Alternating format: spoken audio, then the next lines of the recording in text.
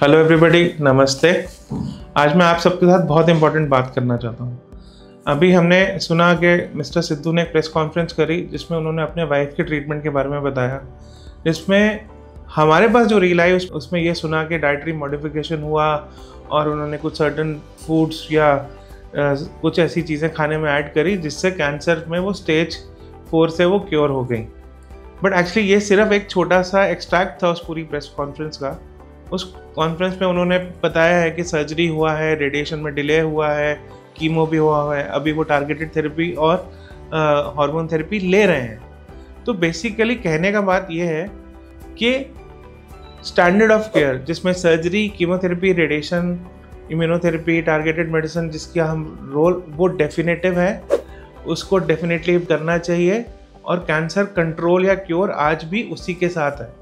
But क्या हमें ये भी साथ में कि हमने ये कहना शुरू कर दिया कि नहीं, इसका कोई फ़ायदा नहीं है डाइटरी मॉडिफिकेशन से या कुछ सुपर फूड से, जो फूड्स उन्होंने बताए उससे कुछ नहीं होगा, ये भी गलत है। डाइटरी मॉडिफिकेशन और सुपर फूड्स जिसको हम न्यूट्रास्यूटिकल्स बोलते हैं, उसका डेफिनेटिव रोल है कैंसर मैनेजमेंट। मैं एक सिंपल एनालॉजी देता हूँ कि हम कैंसर में पेट स्कैन कराते हैं। पेट स्कैन में क्या करते हैं, हम ग्लूकोज को रेडियो न्यूक्लियोटाइड से टाई करते हैं, इंजेक्ट करते हैं और वो अपनी बॉडी में जाता है और जहाँ पे मेटाबॉलिज्म ज़्यादा है वहाँ पे वो कॉन्सेंट्रेट होगा और रेडियो न्यूक्लियोटाइड से हम स्कैन करेंगे।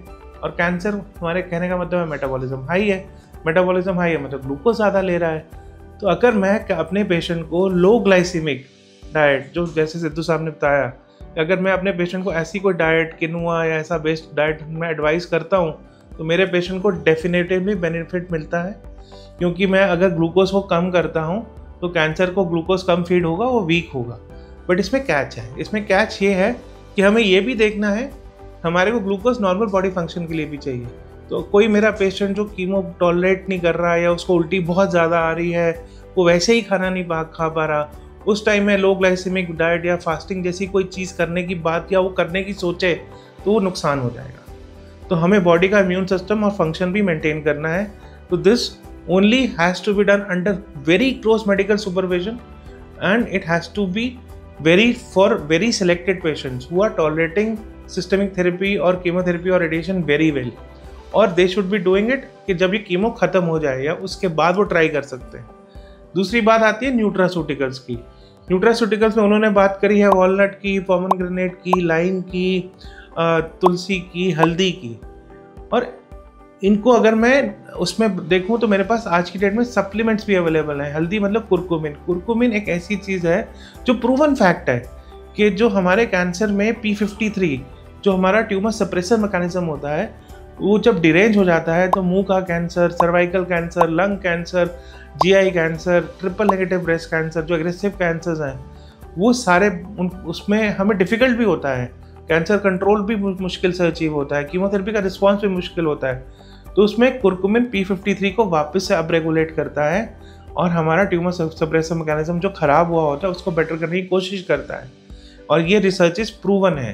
तो मैं डेफिनेटिवली अगर मैं कुरकुमिन अपनी डाइट में ऐड करूँगा या सप्लीमेंट करूँगा तो मेरे को बेनिफिट मिलेगा। ये इंडिया की प्रूवन रिसर्चेस है। दूसरी चीज़, अगर मैं जब वो बात करते हैं पोमेग्रेनेट की, वॉलनट की, जिसमें वो बोल रहे हैं रेस्वेरेट्रॉल होता है, मतलब उसमें होता क्या है, उसमें रेस्वेरेट्रॉल होता है, उसमें क्वर्सेटिन होता है। क्वर्सेटिन इज़ नोन कि जब मेरे पेशेंट को कीमो दिया, कई पेशेंट्स को रिस्पॉन्स आता है, कई पेशेंट्स को रिस्पॉन्स नहीं आता है। जिन पेशेंट्स को रिस्पॉन्स नहीं आ रहा होता उसमें जो कैंसर रेजिस्टेंस की जीन है MDR MRP, उसको क्वर्सेटिन डाउन रेगुलेट करता है। रेस्वेरेट्रॉल जो है वो जो स्टेमनेस, जो कैंसर का रिकरेंट सेल है, जो स्टेम सेल है जो बाद में रिकर करेगा, उसको वो डाउन रेगुलेट करता है। तो इनके प्रॉपर रोल्स हैं, बट इनको हमें देने का तरीका समझना पड़ता है कि कुछ जो चीज़ें होती हैं वो प्रोऑक्सीडेंट होती हैं, कुछ चीज़ें जो एंटीऑक्सीडेंट होती हैं। जैसे विटामिन C जब आप हाई डोज में देते हो तो प्रोऑक्सीडेंट है। तो मुझे कीमो कौन सी देनी है, उसकी हाफ लाइफ क्या है, और उसमें उसकी हाफ लाइफ में मुझे प्रोऑक्सीडेंट ऐड करना है और उसकी हाफ लाइफ के बाद मुझे एंटीऑक्सीडेंट ऐड करना है। तो तभी वो सपोर्टिव काम होगा, मतलब मिल के काम होगा। अगर मैं उल्टा कर दूंगा या मैं नहीं बिना समझ के करूँगा तो ये एंटागोनाइज, मतलब ये आपस में ही ख़त्म करेंगे एक दूसरे को। तो ये भी अगेन स्ट्रिक्ट सुपरविजन में होना चाहिए। पिछले 1-1.5 साल में हमने अपने कैंसर ट्रीटमेंट में न्यूट्रास्यूटिकल्स को, थोड़ी डाइटरी मॉडिफिकेशंस को यूज़ किया है और हमने रिजल्ट देखे हैं। अगर मैं अपने पर्सनल एक्सपीरियंस की बात करूं तो जो मेरा ट्रिपल नेगेटिव ब्रेस्ट कैंसर था या HER2 पॉजिटिव ब्रेस्ट कैंसर था, जो न्यू एडजुवेंट जिनको हमने न्यू एडजुवेंट कीमो दिया है, उसमें मैंने 90% कंप्लीट रिस्पॉन्स रेट देखा है। इसको मैं पब्लिश करने की भी कोशिश कर रहा हूँ। तो इसमें डेफिनेटिवली इन सब चीज़ों का रोल है और हमें इस चीज़ के ऊपर और एक्सप्लोर करने की ज़रूरत है। और मैं यही कहना चाहता हूँ कि हाँ, इन डाइटरी मॉडिफिकेशन या सुपर फूड्स का बिल्कुल कोई मतलब नहीं है, नहीं, इनका मतलब है, इनमें डेफिनेटिवली फ़ायदा होता है। बट क्या ये स्टैंडर्ड ऑफ केयर का ऑल्टरनेटिव है? नहीं, ये बिल्कुल गलत है। आज भी स्टैंडर्ड ऑफ केयर ही, जिसमें surgery, chemotherapy, radiation, targeted immunotherapy आता है, वही कैंसर के मेन ट्रीटमेंट पिलर्स हैं। ये सपोर्टिव चीज़ है और ये हमारे कैंसर ट्रीटमेंट को और बेटर बनाते हैं और लेस मॉर्बिड, मतलब उनका जो साइड इफेक्ट है उसको कम करते हैं। तो आई होप कि हम इसके ऊपर और बात करें और एक्सप्लोर करें और इसको अपनी कंट्री के लिए डेवलप करें। Thank you.